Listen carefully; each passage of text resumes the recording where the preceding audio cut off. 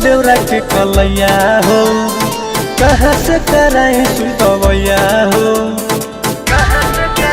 ए सखी सुनला मुचुकल बा देवरा के कलैया हो, कहाँ से कराई सुतवैया हो। सखी आंगना में लागो रहे काई देवर बिछलाई रे गइले ना। सखी आंगना में लागो रहे काई देवर बिछलाई रे गइले ना।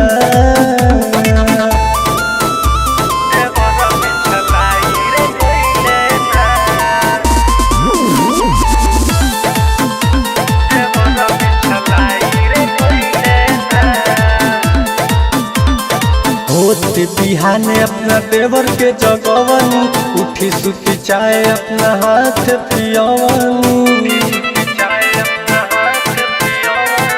होते बिहाने अपना देवर के जगवनी, उठी सुती चाय अपना हाथ पियवनी।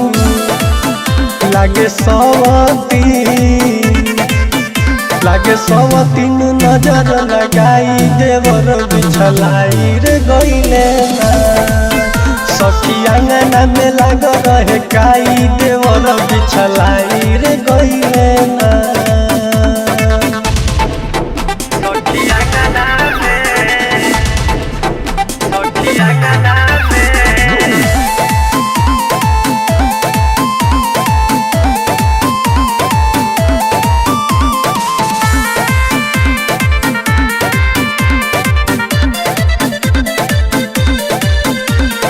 अपने हाथ देवर के न हवाले, मल मल के साबुन से रही चमकवले।